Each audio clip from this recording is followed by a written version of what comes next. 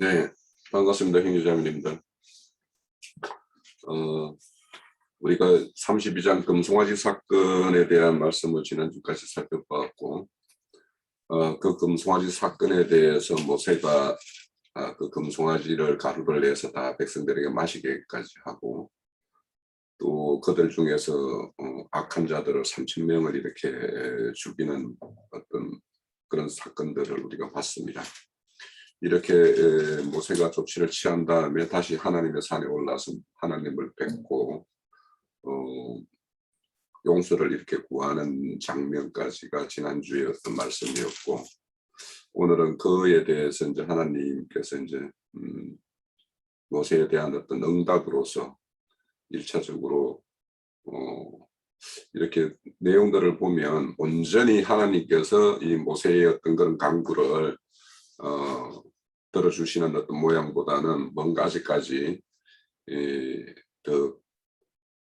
이스라엘과 하나님 사이에 어떤 그 처리되어야 될 문제가 있는 듯한 모습으로 이렇게 이야기가 전개되다가 그 내용 중에 보면 그래도 이런 과정에서도 하나님께서 이제 약속대로 출애굽시킨 목적인 가나안 땅에 들어가는 것을 이렇게 염두에 두시고 그렇게 행하는 모습을 볼 수가 있어요.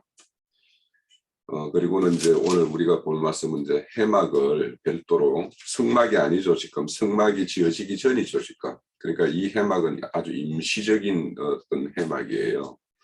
그 해막을 진영 밖에 두고 모세와 이렇게 만나는 장면들을 백성들에게 보여줌으로 인해서 여전히 그들이 이 눈에 보이는 것에 대한 어떤 신뢰, 그래서 보이지 않았을 때의 어떤 그는 자중질환하는 모습을 보여주기 때문에 하나님이 그의 어떤 이스라엘의 어떤 수준에 맞는 그런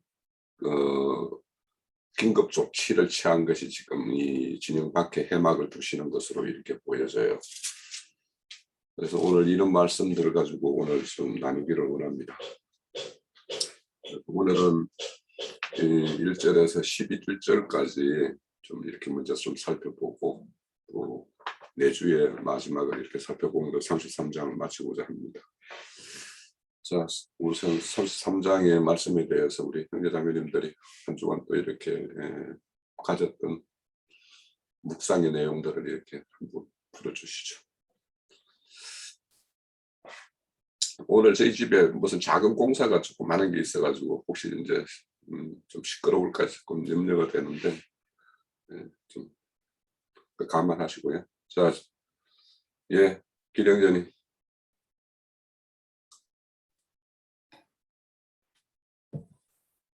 네, 유영재님이 늘 먼저 하셔서 좋았는데 제가 또 맨날 그렇게 사장님 좀 그런 것도 있어서 오늘 한번 뭐 잘 이해를 하는 분량도 아니지만 제가 본면으로 그냥 이렇게 증거해 보겠습니다. 이렇게 우상 숭배를 한 그 출애굽한 백성들을 모세의 중보를 통해서 이렇게 다시 한번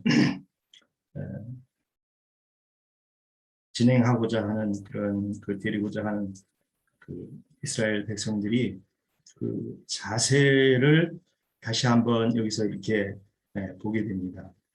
그래서 이제 선조인 그 아브라함과 약속한 그 약속으로 한 땅이죠. 이제 뭐 그 아브라함과 약속은 이제 창세기 15장에 나오는데 애굽강에서 유브라데까지 이렇게 세 보니까 한 10족속이 나오더라고요. 10족속이 나오는데 여기서는 이제 가나안 사람들이라고 이렇게 했는데 뭐 이제 번역에는 사람이라는 말이나 족속은 없고 그냥 이렇게 나오는데 이제 6족속이 여기에서는 그 지배하고 있는 땅을 주겠다고 이렇게 하시고 젖과 꿀이 흐르는 땅이라고 이렇게 주겠다고 얘기했는데 이렇게 이제 그런 그 약속을 알아듣게끔 이 백성에게 이렇게 얘기를 하면서도 이런 준엄한 말씀을 들은 이 백성은 자기 몸을 단장하지 아니하니 이렇게 했는데 이제 그래서 단장이라는 말이 장신구라고 이렇게 나오더라고요. 장신구인데 뒤에는 이제 장신구를 이렇게 이제 호렉산에 떼어냈다 이렇게 증거되는데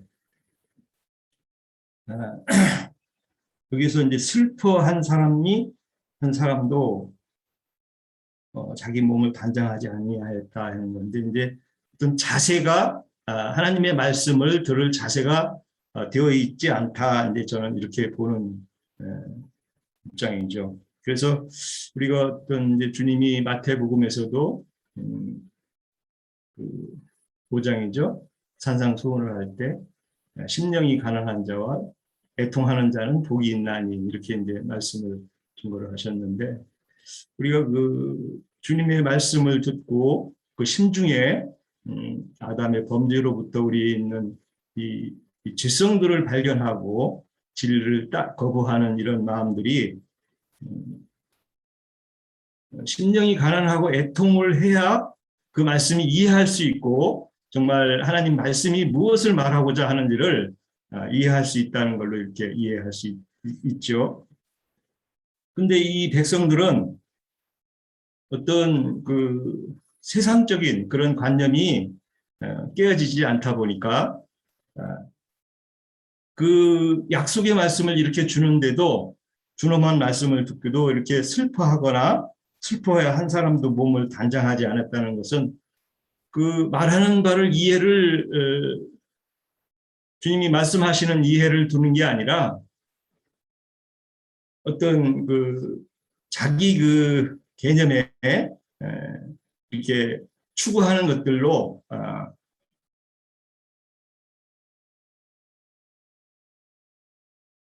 추구하는 것들이 버려지지를 않았다는 거죠. 그래서 이제 결국은 그 호렙산에서는 이제 장신구를 떼어내라 하는데 이제 모세의 어떤 그런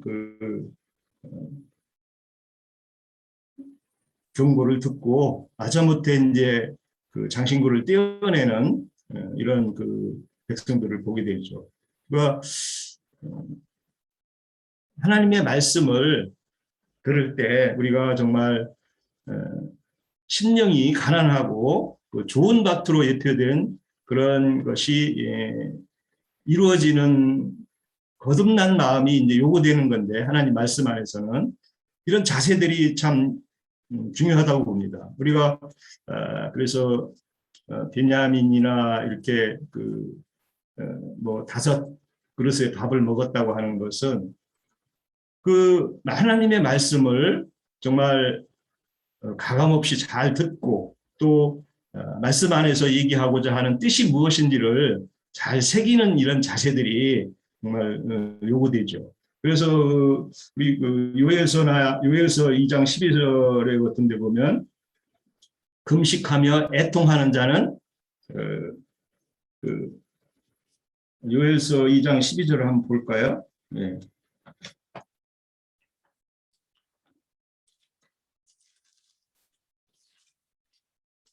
요엘서 2장 12절 여호와의 말씀이 너희는 이제라도 금식하고 울며 애통하고 마음을 다하여 내게로 돌아오라 하셨나니 너희 옷을 찢지 말고 마음을 찢고 너희 하나님 여호와께로 돌아올지어다. 그는 은혜로우시며 자비로우시며 노하기를 더디하신다. 이렇게 어떤 그 나아가는 말씀을 받기 위해서는 하나님 앞에 진리의 말씀 안에서 이렇게 돌아오는 그런 태도가 자세가 중요하다. 이렇게 이제 우리가 이해할 수 있죠. 뭐 이렇게 그래서 그 젖과 꿀이 흐르는 그 땅으로 들어가기 위해서는 그런 어떤 요구되는 하나님께 요구되는 자세, 그러니까 그 변화되는 그런 그 자세들이 항상 있어야 된다는 거죠. 그것을 이제 신약에서는 심령이 거듭난 자로 이렇게 우리가 이해할 수 있고, 그래서 산상수훈에서도 주님이 산에서 올라가서 그런 말씀을 처음에 여실 때 그런 수훈에서의 그 교훈이 첫째 요구되는 것이 우리에게 하나님께 요구되는 것이 그런 마음이 있다. 저는 이해를 하긴 합니다. 그래서 요즘은 뭐 우리 형제님 말씀을 통해서 계시록 강론을 들으면서 정말 나가는 말씀들이 하나님 주시고자 하는 말씀들이 어떠한 자에게는 들리고 어떠한 자에게는 그것이 의문의 말씀으로만 들릴 수밖에 없다. 그래서 하나님의 말씀을 들을 때는 정말 어떤 자세와 어떤 그 애통하는 이런 마음들이 도되고 또 하나님 뜻을 정말 가감없이 새기며 끝까지 추구하는 이런 거부하는 목이 고든 그런 백성에게는 줄 수 없는 하나님 말씀들이 있다는 것을 다시 한번 이해합니다. 그래서 우리 10일 더 나아가면은 여호수아는 회막 안에서 늘 하나님의 말씀을 가까이 있다 하는 이런 자세들을 보고 모세는 이제 거기에 대해서 그 추종자의 그 이어서 이제 여호수아가 하게 되는 그런 사항을 우리가 연상해서 이해할 수 있는 것 같습니다. 네, 이상입니다. 네, 예, 그렇죠. 우리가 하나님의 말씀 앞에서 우리 자신을 내려놓을 때 하나님의 말씀이 이렇게 우리에게 새겨지고 또 말씀이 역사하게 되겠죠. 자, 우리 또 형제님들 증거 주시죠. 예, 유인전. 예, 오늘 출애굽기 33장 여호와 하나님께서 이제 모세에게 시내산을 떠나라고 이제 명하시는 내용인데 33장 1절에 가면은 이제 너는 네가 애굽 땅에서 인도하여 낸 백성이라는 그런 표현을 하십니다. 근데 이제 이 하나님 자신을 그 표현을 할 때에 출애굽기 20장 그 십계명을 주실 때 그때는 하나님께서 말씀하시기를 너를 애굽 땅 종되었던 집에서 인도낸 너의 하나님이라고 그렇게 표현을 하셨습니다. 그러니까 하나님께서 애굽 땅에서 인도해 내신 분이라는 것을 그때는 표현을 했거든요. 근데 지금 33장에서는 애굽 땅에서 인도한 이스라엘 백성을 인도한 자는 모세 너라고 지금 하나님은 표현을 했어요. 네, 표현이 완전히 반대잖아요. 그러니까 이 표현으로 봐서 벌써 하나님께서 이스라엘 백성과 함께 하시지 않겠다는 그런 뜻이 벌써 모세에게 말씀하시면서 이미 벌써 나타났다라고 이제 그렇게 볼 수 있는 것이죠. 그러니까 뭐 사람 관계로 보면 아직 뭐 화가 덜 풀린 것 같은 그런 모습이죠. 그런 모습인데 그러나 이제 하나님께서는 아브라함과 이삭과 야곱에게 언약하신 대로 가나안 땅으로 올라가라고 그렇게 명령을 하십니다.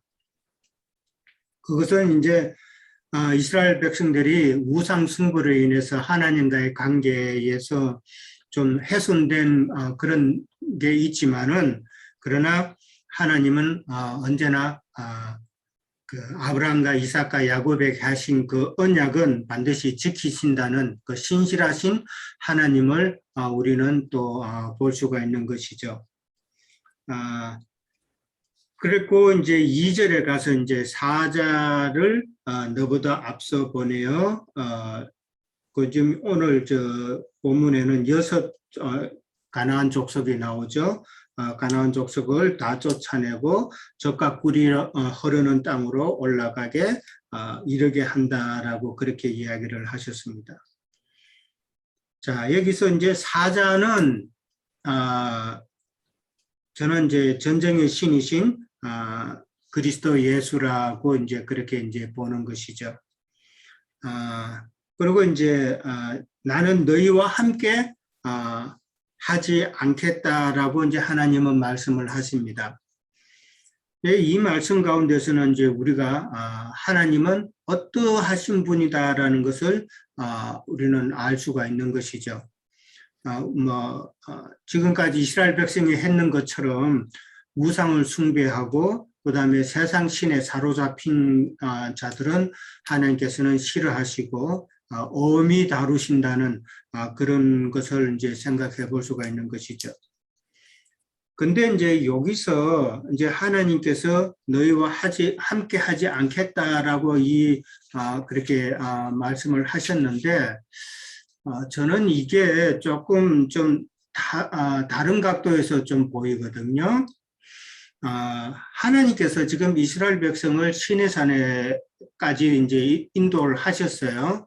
시내산에 인도하셔가지고 시내산에서 이제 시내산까지 오게 한 목적은 하나님께서 그 율법 말씀을 두 정급판을 이제 모세에게 주시기 위함이잖아요. 주시기 위해서 이제 거기까지 인도를 하셨는데, 근데 첫 그 두 정급판은 우리가 지난번에도 배웠듯이 이제 파기되잖아요.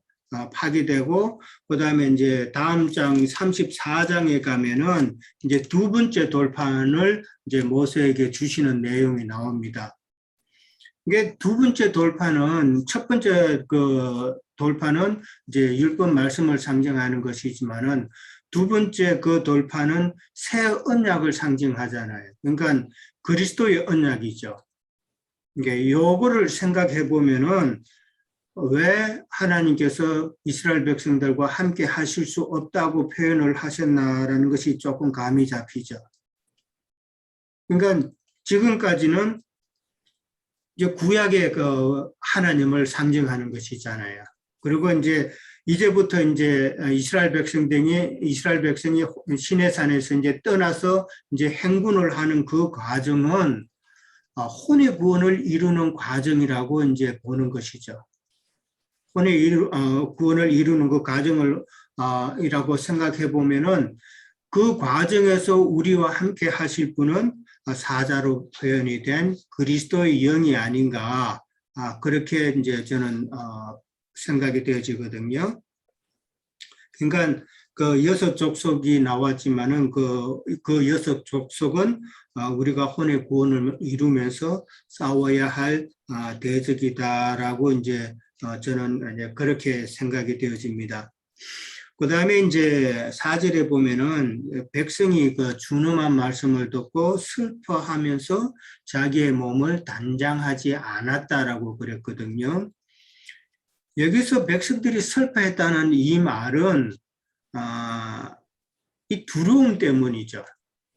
하나님께서 지금까지 이끌어내셨는데 하나님께서 이스라엘 백성들과 함께 하지 않겠다라고 이렇게 선포를 하시니까 이스라엘 백성은 그게 슬퍼졌는데 이제 사실은 그 슬픔이 두려움 때문이라는 것이죠. 하나님이 없을 때에, 하나님이 함께 하지 않았을 때에 광야에서 겪게 될 많은 그 어려움이 이스라엘 백성들에게는 생각이 났던 것이죠. 그러니까 이거는 뭐 슬퍼했다는 이 말은 회개의 의미가 아니라는 것이죠. 철저하게 하나님이 없음으로 자기를 도와주는 자들이 하나님이 없음으로 인해서 자기들이 겪게 될 그 어려움을 생각하는 것이죠. 그러니까 자기들의 입장을 또다시 한번 생각하는 것이지 회개의 의미는 아니다라고 이제 그렇게 보는 것이죠. 그 다음에 이제 5절에 가면은 이제 장신구를 떼어내라고 이제 그렇게 이야기를 하십니다. 그리고 이제 6절에 가면은 장신구를 떼어냈다라고 그렇게 표현이 또 되어 있죠. 5절에서 이제 장신구를 떼어내라고 이제 하는 이 말에는 사실은 지금 4절에서 보면은 그들이 슬퍼해서 몸에 단장을 하지 않았다라고 표현이 되어 있잖아요. 단장을 지금 안 하고 있는 상황인데 지금 5절에서는 장신구를 떼어내라라고 하면은 이 말이 안 맞잖아요. 5절에서 말하는 이 장신구는 그러면은 너희는 회개를 하라고 하는 그런 촉구가 아닌가, 그렇게 생각이 되어지는 겁니다. 조금 전에 제가 말씀드린 것처럼 설패해서 단장을 하지 않았다는 말은 회개의 의미는 아니라는 것이죠. 그런데 이제 5절에 가서 다시 장신구를 떼어내라고 말할 때는 하나님께서 이스라엘 백성들의 그 회개를 요구하는 표현이 아닌가 이제 그렇게 생각이 되어집니다. 그다음에 이제 장신구라 그러면은 우리가 기본적으로 잘 알고 있죠. 그거는 어디까지나 세상 것이고, 그 다음에 세상 자랑을 위한 그런 장신구인데, 이거는 반드시 처리되어야 할 부분이죠. 그러니까 재물신이나 세상 자랑 이런 것이 처리되지 않고는 가나안 땅에 들어갈 수 없다는 그런 의미잖아요.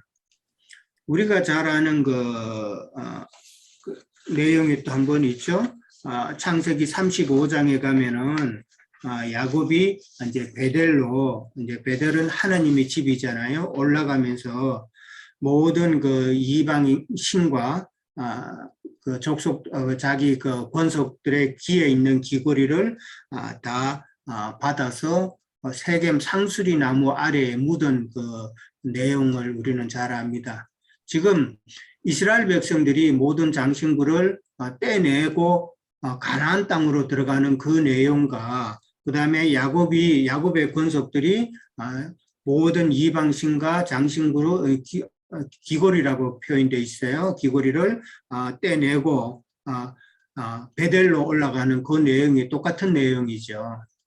근데 우리가 한번 생각해 볼 거는 이 장신구라는 것은 그 당시 우리는 그냥 세상 자랑, 세상 것이라고 하지만은, 재물신, 세상 신이 거기에 포함이 되어 있다는 것이죠. 장신구라 하면 그 당시 장신구에는 그냥 금만 딱 있는 것이 아니라 그 장신구에 반드시 그들의 신을 새긴다는 것이죠. 이게 지금 장신구가 어디에서 나왔습니까? 애굽 사람들에서 나온 거잖아요. 애굽 사람들이 가졌던 것이죠. 애굽에는 많은 신들이 있었잖아요. 그렇기 때문에 그들이 장신구를 만들면은, 금을 만들면은 거기에는 반드시 자기들에게 복주는 애굽의 신들을 새긴다는 것이죠. 그러니까 이스라엘 백성들이 그 사실을 모를 리가 없죠. 알고 있는데 이제 그거를 받아왔다는 것은 이스라엘 백성들의 그 사상 가운데 은연중에 그 장신구로 인해서 그들 이방 신이, 그러니까 애굽의 그 신들의 그 사상이 이스라엘 백성들에게 들어가 있다는 것이죠. 그것을 하나님께서는 더 비중 있게 보셨기 때문에 장신구를 떼어내라라고 그렇게 말씀을 하셨다라고 우리는 보면 됩니다. 그게 더 비중을 둬야 되는 것이죠. 그리고 이제 그 창세기 35장에도 보면은 이제 2절 같은 경우도 이제 이방 신상을 버리고 자신을 정결케 하고 너희 의복을 받고 입으라. 그렇게 반드시 이제 그 장신구를 버리라고 할 때에 이방 신과 같이 나온다는 개념이 장신구가 바로 애굽의 신이 새겨져 있는 그런 의미가 아닌가. 그래서 이방 신과 같이 그렇게 항상 나와서 같이 버려야 되는 것으로 이제 이해를 하는 것이죠. 그 다음에 이제 그 7절에 가면은 이제 모세가 이제 장막을 취해서 그 다음에 진 밖에서 멀리 떠나게 하고 그 다음에 장막이 이제 회막이 되죠. 회막은 이제 우리가 잘 아시는 대로 이제 하나님이 이스라엘 백성들과 만나는 장소죠. 만나는 장소가 이제 회막인데 이렇게 진 밖에 나와서 이제 회막이 되고 여호와를 앙망하는 자는 그 진 바깥 그 회막으로 나왔다라고 그랬습니다. 그러면 이제 이스라엘 백성들이 참 우상 숭배로 인해서 더 이상 진 안에 있을 수가 없는 상황이죠. 우상 숭배 사건 전에는 이제 하나님의 처소가 진중에 있었겠지만은 그러나 우상 숭배 사건 후에는 하나님의 처소가 이제는 진 바깥에 세워진 것이죠. 진 바깥에 이제 세워졌는데 이제 히브리서 13장 12절에 보면은 예수님께서 자기 피로서 백성을 거룩하게 하려고 성문 밖에서 고난을 받으셨다라는 성경 구절이 있습니다. 그러니까 그게 이제 이 내용의 실행이라고 그렇게 이제 생각해 볼 수가 있는 것이죠. 그리고 이제 해막이 이제 그렇게 됨으로 인해서 세속적인 곳과 해막이 구별이 생겼다는 것을 우리는 생각해 보는 것이죠. 그 다음에 이제 그 여호와와 이제 여호와께서는 이제 모세와 이제 대면하여 말씀하셨다는 그 말씀이 나옵니다. 대면에서 말씀을 하셨고, 그 다음에 이제 나중에 뒤에 가면 20절에 가면은 또 얼굴을 보지 못한다는 표현도 있는데, 이제 그러면은 얼굴을 맞대고 대면한다는 게 얼굴을 맞댄다는 그런 의미가 아니라는 사실이죠. 대면한다는 것은 그만큼 하나님과 모세와의 그 친밀한 관계를 상징하는 그런 표현이다라고 보면 됩니다. 히브리서 3장 5절에도 보면은 모세는 하나님의 종으로 신실했다라는 표현이 있거든요. 신실한 모세에게 하나님께서 하나님의 모든 말씀을 모세에게 그렇게 모세에게 알려주시는 그런 친밀한 관계였다는 것을 말씀하고 있는 것으로 이해를 합니다. 예, 여기까지만 하겠습니다. 네, 예, 수고하셨습니다. 또 더 증거 주실 분 계신가요? 아직 시간이 한 20분 정도 남았는데. 그러면 제가 좀 이어서 말씀드릴게요. 우리 앞서서 두 형제님께서 주신 말씀과 겹칠 수도 있고 또 드릴 말씀도 있을 수 있겠는데, 우선은 여기 보면 이제 하나님이 친히 함께 하시지 않겠다라고 이제 처음에 말씀을 하세요. 그러니까 그리고는 내 사자는 보내주겠다라고 이렇게 말씀을 하십니다. 그 이유가 그 5절에 보면 너희는 목이 곧은 백성인즉 내가 한순간에 너희 가운데 이르면 너희를 진멸하리니 이렇게 말씀을 해요. 그러니까 함께 하고 싶어도 함께 할 수 없는 상황일 수가 있는 거죠, 현재. 왜냐하면 부족하지만 이스라엘 백성들을 통해서 이루어야 될 하나님의 어떤 가업이 있기 때문에, 그러면 지금 어떤 하나님의 어떤 노함을 이렇게 스스로 이렇게 삼키고 있는 어떤 상황에서 그래도 이들을 통해서 이루어야 될 어떤 가나안 땅이라는 그 땅을 생각하는 어떤 마음에서 하나님의 어떤 자신의 어떤 노를 이렇게 달래고 있는 어떤 그런 상황일 수가 있어요. 그래서 실질적으로 함께하지 않겠다라는 것은 너희들을 진멸할까 해서라고 이렇게 보면, 하나님의 어떤 그런 부족한 이스라엘에 대한 어떤 실상, 또 그들에 대한 어떤 분노, 이런 것들이 있음에도 불구하고 그들을 또 생각하는 어떤 마음이 여전히 그 은혜를 생각하고 하는 마음이 있다라는 걸 볼 수가 있고, 이런 어떤 하나님의 어떤 그 상황에 대해서 이제 모세가 이렇게 여러 가지로 이렇게 간증하는 내용들이 이제 쭉 이어지는데, 그런 걸로 보면 하나님과 이스라엘 사이에는 뭔가 아직까지 극복해야 될 어떤 문제들, 이런 것들이 있다라는 것이죠. 앞서 우리 형제님 말씀대로 그 표현에서 보면 나는 너를 애굽의 종되었던 집에서 너를 불러낸 여호와 하나님이다라고 이렇게 자신을 말씀하는데, 오늘은 내 백성을 너희들이 애굽 땅에서 인도한 너의 백성이라고 이렇게 표현하고 있어요. 여전히 지금 이스라엘의 어떤 실상에 대한 어떤 하나님의 어떤 그런 판단은 그런 상황이다라는 거죠. 그래서 이런 것들은 어떻게 첫째 언약이 폐해지고 둘째 언약이 새롭게 세워져야 될 것들을 하나의 어떤 모형적으로 이렇게 보여주는 어떤 그림이라고도 볼 수 있겠고, 그런데 이제 결국에는 하나님은 이제 가나안 땅까지 이제 이스라엘을 데리고 들어가는 것이 이제 목적이죠. 그러면 그 가나안 땅은 누가 들어갈 수 있는가? 결국에는 그 약속의 기업을 받는 것인데 가나안 땅을 들어간다라는 것은 그럼 약속의 기업은 누가 받느냐? 거룩한 백성이 받을 수가 있는 거지. 지금 여러 가지로 이렇게 애굽의 어떤 속성들이 그대로 있는 어떤 이스라엘 이 상태로는 그 기업을 받을 수가 없는 것이죠. 그러면 우리가 알다시피 앞으로 이제 있어질 어떤 강야의 행진이라는 것은 이스라엘 백성들 중에 거룩하지 못한 비거룩에 속한 어떤 그런 속성들을 제해야지만이 그들이 이제 약속의 땅에 들어갈 수 있기 때문에 그래서 그런 어떤 앞으로의 어떤 행로는 이스라엘 중에 비거룩한 것을 이렇게 제하는 과정이다. 그런데 그것이 결국에는 다 애굽의 어떤 속성의 어떤 죽음의 어떤 결과로서 이제 우리가 볼 수가 있는데 약속의 기업은 결국에는 쟁취하는 거죠.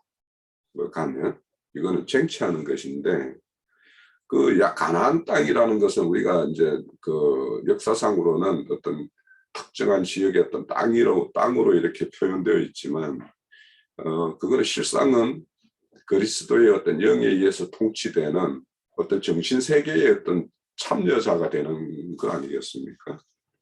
그러면은 결국에는 악한 영들에 의해서 훼손당한 우리의 어떤 모든 심령들이 이렇게 정결케 되는 어떤 그런 과정들이 있기 때문에 그러면 우리의 어떤 심령을 점령하고 있는 불법 점령하고 있는 그것들을 제하는 그 과정이거든요. 그러니까 그 과정이 그 강약길에서 우리의 어떤 거룩을 이루는 부분, 또 정작 가나안 땅에 들어가서 그 땅을 어떻게 쟁취하고 싸워서 이기는 부분, 이런 것들이 이제 있죠. 그래서 그 어떤 땅을, 그러니까 약속의 땅을 쟁취하고 그것을 이렇게 완성시키는 모습들은 참 그 서신서나 이런 데 많은 말씀이 있어요. 그 모습이 어떠해야 되는지. 그건 어떤 각자 사람으로 보면 세 사람의 모습이 어떠해야 되는지. 또 하나님 그런 사람들이 모여서 이루는 나라 왕국이 어떠해야 되는지 이런 거에 대해서는 수없이 많은데 저는 이제 그 골로새서 1장 28절에서 29절에 보면 우리가 그 전파하는 말씀으로 그들을 이렇게 가르치는데 그 가르침은 그 각 사람을 그리스도 안에서 완전한 자로 세우기 위함이라고 이야기를 해요. 그리고 그 세움을 위해서 내 속에서 능력으로 임하시는 그분의 어떤 역사에 따라 내가 힘써 수고한다라고 이야기를 해요. 그러니까 내 안에 먼저 그분의 어떤 역사가 일어나는 사람만이 다른 사람을 이렇게 그리스도의 완전한 사람으로 세울 수가 있는 거죠. 그래서 실질적으로 강약길을 행하는 것은 앞서서 이제 형제님 말씀대로 우리의 어떤 혼의 구원을 이루어서 완전한 자가 되어서 가나안 땅의 어떤 악한 영들의 역사를 이렇게 진멸하는 진멸자로서, 그러니까 그것이 이제 세우는 자가 되는 거죠. 그래서 세워서 그 사람 어떤 영혼을 하나님에게 이렇게 드림이 될 수 있을 때 그것이 이제 우리의 온전한 어떤 가나안 땅에 어떤 들어가는 어떤 마침이 될 텐데, 그런 걸 이제 수행하기 위해서는 지금 이런 이스라엘의 어떤 모습으로서는 그 땅을 들어갈 수도 없고 그 땅을 쟁취해서 얻을 수도 없는 어떤 상황이죠. 그래서 앞으로 그들에 대해서 이제 행해질 것들이 강야의 어떤 40년이라는 어떤 세월도 필요하고 그 가정마다 당하는 어떤 일들도 그들을 이렇게 거룩하게 하는 어떤 사건들로 이렇게 다 이렇게 연결되어 있는 것을 우리가 알 수 있습니다. 자, 그리고 이제 여기 보면 장신구를 이렇게 제하라고 이렇게 말씀을 하시는데, 하나님이 출애굽을 시킬 때 애굽의 여인들이 가지고 있는 그런 장신구들을 이렇게 오히려 이스라엘 여인들에게 다 챙겨서 나오게끔 했었죠. 그러면 그거는 하나님의 어떤 목적은 그것을 성전의 어떤 기물을 짓는 기물로 쓰이는 어떤 예물로서 드려질 것을 기대하고 이렇게 낸 것인데, 지금 현재 그들은 자신들의 어떤 장신구로 이렇게 달고 있는 거거든요. 그러면 아까 형제님 말씀대로 장신구에는 거기에는 다 뭔가를 새겨져 있다고요. 그 새겨진 것은 그들이 섬기는 어떤 신의 어떤 표상들이고 실질적으로 그런 것들을 가지고 있다는 것은 그런 어떤 정신세계가 여전히 그들을 지배하고 있다는 어떤 실상이기 때문에 그런 것으로부터 이제 분리를 요구하는 것이고 그건 앞서 이제 형제님 전거대로 야곱이 베델에 올라갈 때 그런 모든 것들을 제한하는 것과 그것이 다시 한번 실현을 요구하고 있는 것이라고 볼 수 있습니다. 그래서 그런 어떤 장신구라는 것은 그들의 어떤 정신세계와 그들의 어떤 예전에 생겼던 신들과 어떤 결별을 요구하는 것이고 그런데 이제 사실은 사람들이 그런 것 어떤 자기가 지금까지 지고 있었고 그거에 의존했던 것들과 어떤 결별을 하는 것에 대한 어떤 두려움은 사실 다들 있어요. 그러니까 왜냐하면 그것이 힘이기 때문에 그래서 그것이 항상 미련으로 남고 그런데 이제 이런 것들을 이제 우리가 각자가 이제 그런 경험이 있을 텐데 뭔가 딱 결단을 해가지고 그것과 결별을 해보면 사실은 새로운 길이 딱 보여요. 그걸 계속 지고 있으면 새로운 길이 안 보이는데 야 이래 하면 뭐 되겠어 뭐 이렇게 염려 때문에 늘 이 미련을 가지는데 사실은 그 딱 결별해 보면 새로운 길이 딱 보이고 새로운 길을 또 열어주시는 분이 하나님이고 그런 거기 때문에 우리는 때로 뭔가 지금까지 자신들을 잡고 있고 뭔가 미련이 있고 이런 것들과 단호하게 결별하는 어떤 결단을 한번 해볼 필요가 있어요. 우리 뭐 이렇게 우리 형제님 결심하지 마 하시는데 때로는 결심해야 돼요. 결심을 해보면 새로운 길이 더 좋고 안전한 길이 있을 때는 그거 완전한 결별이 되기 때문에 만약에 그 결별을 하고 결심을 했는데 또 다시 돌아온다라면 그거는 뭐 여전히 결별이 안 된 것이죠, 사실은. 그래서 물론 이제 그 새로운 길들을 이렇게 우리가 이제 말씀을 통해서 이렇게 제시되는 것들 이런 것들을 보면서 언젠가는 될 것이다라는 어떤 소망을 가지고 그 길을 계속 전진하다 보면 뭐 언젠가는 꼭지가 따지는 시점이 있지만 때로는 이렇게 한번 과감하게 결별을 이렇게 해보면 그 과정에서 새로운 길도 또 이렇게 보이는 것도 보이거든요. 그런데 오늘 저는 이제 이 말씀을 정리하고 이렇게 하면서 자, 이 출애굽한 이 이스라엘이 이런 장신구를 이렇게 지니고 있어요. 그러면 그것을 지니게 한 어떤 목적이 하나님의 뜻이 있고 그들이 그것을 이렇게 쓰이는 어떤 다른 목적으로 이렇게 쓰이는 모습이 지금 이렇게 나타나고 있는데 오늘날 우리는 이 하나님 말씀을 혹시 장신구로 챙기고 있는 건 없을까? 저는 이 생각이 참 많이 해봤어요. 그러니까 하나님이 우리에게 이렇게 말씀을 주셨고 또 우리가 이렇게 교회를 통해서 여러 말씀을 듣게 하셨는데 이런 말씀들이 하나님은 어떤 용도로 우리에게 줬을까? 어떤 용도로 쓰이기를 원하면서 이런 말씀을 추구하고 추구해야 되는가?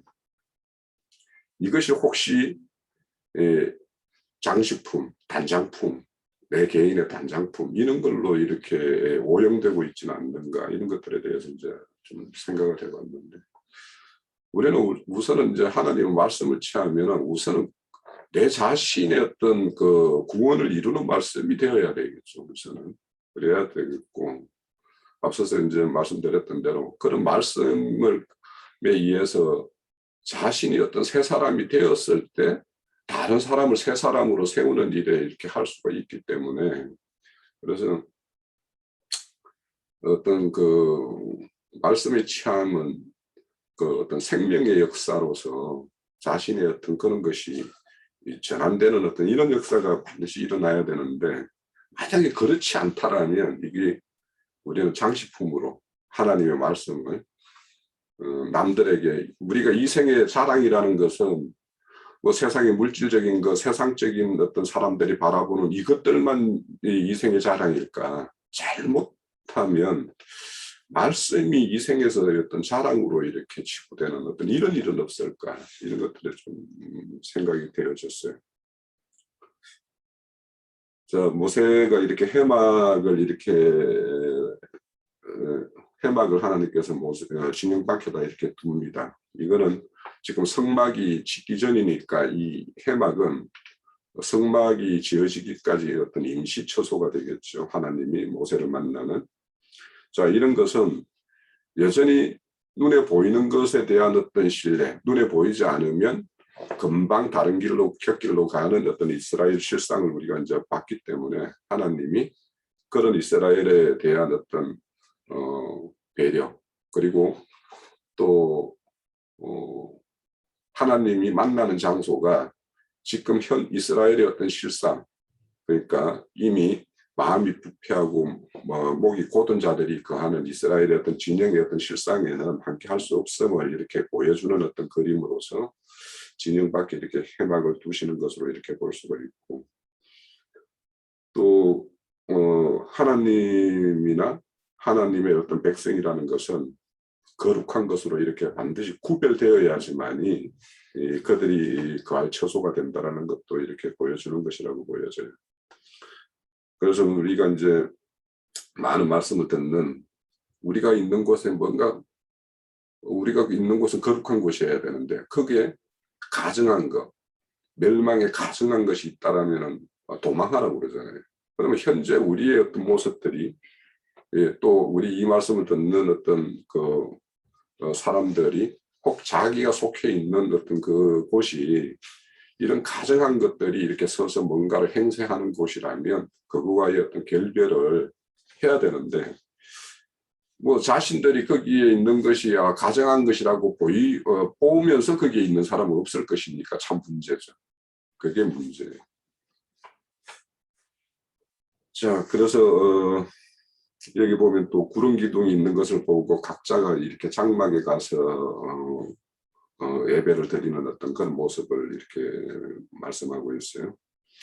그래서 어째 보면 출애굽해서 이렇게 시내산에 이르기까지 이스라엘 백성과 함께하는 어떤 하나님의 어떤 그런 정표로서 구름 기둥과 불 기둥이 함께했어요. 그걸 보면서 이스라엘은 하나님 우리와 함께하고 계시는구나 하고 이렇게 안심을 했던 사람들이에요. 그러니까 지금 해막에 이렇게 구름 기둥이 이렇게 서 있는 모습을 보면서 이스라엘은 하나님이 함께 하고 있구나라고 이렇게 했을 거예요. 아마 그걸 통해서 아마 마음의 안식을 가지고 이렇게 있었겠죠. 그래서 여전히 뭔가 눈에 보이는 것에 이렇게 연연하는 어떤 이스라엘의 어떤 실상을 우리가 볼 수 있을 것 같고, 그 해막에서 친구와 같이 모세와 이야기를 나누었다라고 이야기를 합니다. 여전히 이제 이스라엘의 어떤 실상은 그렇게 하더라도 모세에 대해서는 하나님이 신뢰를 보내고 있고, 또 모세를 여전히 이제 이스라엘의 인도자로서 이렇게 생각하고 있고 그들에게 모세에게 맡기고 있음을 우리가 알 수 있을 것 같아요. 그런데 이제 모세가 이제 다른 우리 민수기 12장에 보면 모세가 구스 여인을 이렇게 취했을 때 그거에 대해서 이제 아론과 미디암이 막 이렇게 질타를 하죠. 그렇게 해서 결국 미디암이 문득병이 걸리고 이렇게 하는데, 그때 보면 이제 우리도 저 하나님을 만나고 하나님이 말씀을 주시는데라고 이렇게 이야기하면서 모세에 대해서 이렇게 이렇게 항변하고 대어들고 하는 어떤 그런 모습을 보입니다. 그때 이제 그들과 모세와의 차이를 이제 하나님이 말씀을 하시죠. 나는 모세와 이렇게 대면하고 이렇게 말씀을 하지만 너희들은 우미나 우림이나 이렇게 선지자를 통해서 말씀을 듣고 너희들은 간접적으로 듣지 않냐. 나는 모세에게 직접 말을 한다. 이렇게 말씀을 하시면서 모세에 대해서 특별한 이런 안배를 하는 것을 볼 수가 있습니다. 얼굴과 얼굴을 맞대어 본다라는 것, 지금 여기 보면 이제 뭐 아까 이제 행제님도 그랬는데 얼굴과 얼굴을 맞대어 본다라는 것은 바울 사도가 고린도 교회에 보내는 편지 속에서도 어린아이일 때는 너희들이 거울로 보는 것처럼 희미하게 본다라고 이야기를 했어요. 그렇지만 너희들이 장성하게 되면 얼굴과 얼굴을 맞대어 볼 것이다 이렇게 이야기를 합니다. 그러면 이제 우리 각자는 하나님의 말씀을 희미하게 보는 사람이 있을 것이고 또 어떤 사람은 좀 더 밝게 보는 사람이 있을 거예요. 그래서 우리가 모두가 이렇게 장성한 자가 되어서 하나님의 말씀을 진짜 밝히 보아서 남들에게 밝은 어떤 증거를 할 수 있는 어떤 그런 사람이 되어야 되겠죠. 그리고 이제 이 해막에서는 여호수아가 이렇게 해막에서 봉사하는 걸 볼 수가 있어요. 그러니까 앞으로 이제 성막이 건축되면 이제 아론이 이렇게 아론과 아론의 어떤 아들들이 이제 거기에서 봉사를 하게 될 텐데, 그래서 이제 이런 어떤 하나님의 어떤 그 해막과 그래서 이제 실질적으로는 아론에게 맡겨지는 어떤 성막의 어떤 모습과 지금의 해막에서 어떤 여호수아로 이렇게 봉사케 하고 이렇게 하는 것을 이렇게 보면 성막이라는 것이 앞으로 어떤 모양으로 이렇게 이스라엘에게 이렇게 자리 잡을 것인가 또 이렇게 보여지고 하나님은 다른 어떤 성막과 성전을 이렇게 심중에 두고 있다라는 것을 우리가 이 그림에서도 좀 볼 수 있겠다. 왜냐 우리가 알다시피 모세의 후계자는 여호수아이기 때문에 또 여호수아는 예수 그리스도를 예표하는 사람이기 때문에 여호수아에 의해서 이렇게 봉사되어지고 하나님과의 어떤 교제가 이루어지는 어떤 장막이 따로 이렇게 개설될 것을 이렇게 암시하고 있다라고 생각이 되어집니다. 자, 이처럼 하나님은 이렇게 여기서도 아론이 아닌 여호수아를 이렇게 예비해서 앞으로 장래의 어떤 그 하나님과의 어떤 만남이 이루어질 어떤 것들에 대한 모양을 이렇게 예비하고 있음을 우리가 또 볼 수 있겠습니다. 예, 저는 여기까지 하고요. 우리 첫 시간이 뭐 어느 정도 됐습니다. 시간이 됐고 첫 시간을 이 정도로 마치겠습니다.